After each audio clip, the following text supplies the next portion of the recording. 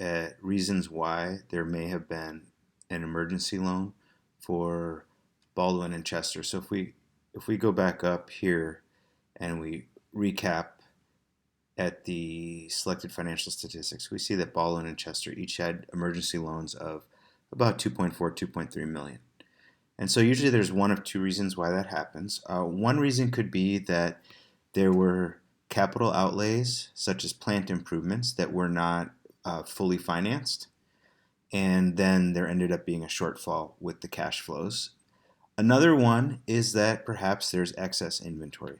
So there's two places we go to look at that. Let's just first look for excess inventory, and we can scroll down here to the production analysis. This is page 4. And then we'll just take a look here at the inventory levels for both Chester and Baldwin. And we can see here that there is some excess inventory. We see Baker, 540 units.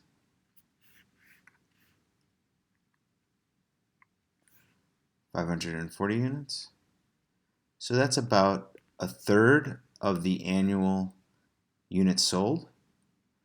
So that's pretty high. That means that's about 4 months of inventory. This is 194 units. That's about half of the annual units sold. So that's about 6 months of inventory.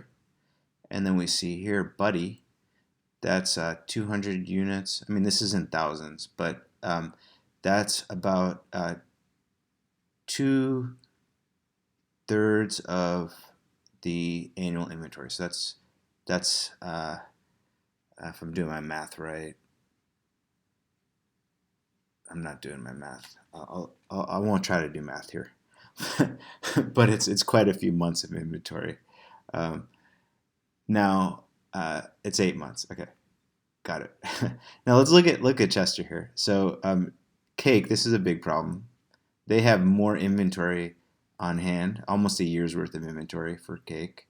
And then this is not too bad, but it is a little bit high, 360 units compared to about 1750 sold. And then these other ones aren't as bad. Sid, this is a little high. So we see that there's a little bit of potential inventory problem there, and that's going to add to your inventory carrying costs. And we can see the differentiating cash position here as a result of having that inventory. So I'm going to go down. Well, it's not working. We'll do it differently. I'm going to go down here to page 3, the financial summary. And so we see here the change in inventory is negative. So this means they've got that excess inventory, about 12 million in excess inventory and about 10 million in excess inventory for Baldwin. So that's a negative change due to inventory in $10 million and $12 million. The other thing here we can look at is the plant improvements.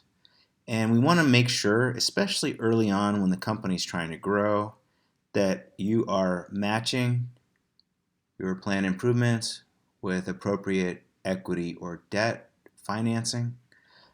You need to think about the financing a little bit different. It's not the same as personal financing, where we oftentimes don't want to take on additional debt.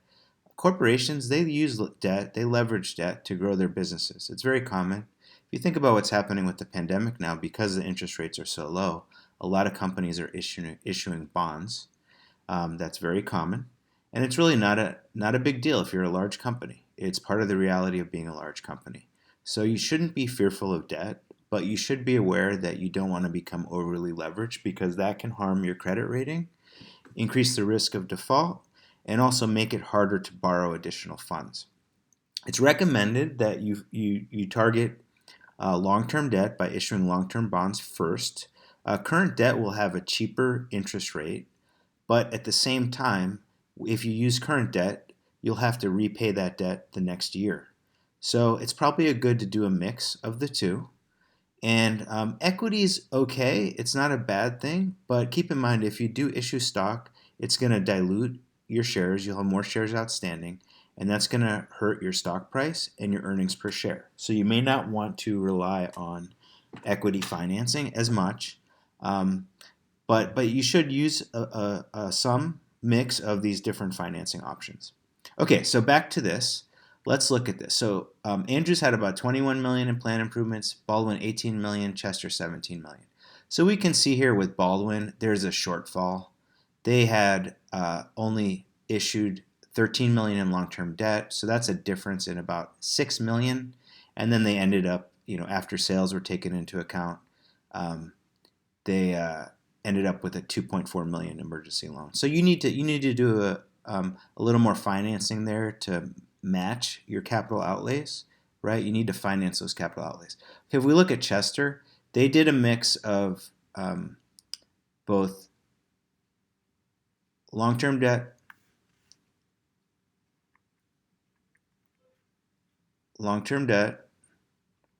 and short-term debt. Okay, 17 million. And if we look at the plant improvements, let's see, it was about 17 million. So they actually matched it. That wasn't so bad. I think their problem is predominantly due to the excess inventory. So taking all these things into account, had Baldwin and Chester done a little bit of better job with their forecasting. It could be due to forecasting.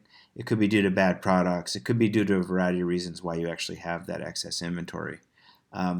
But those types of things can be resolved in the next round. Just pay a little bit more attention to your financing for capital improvements, and then try to better manage the inventory.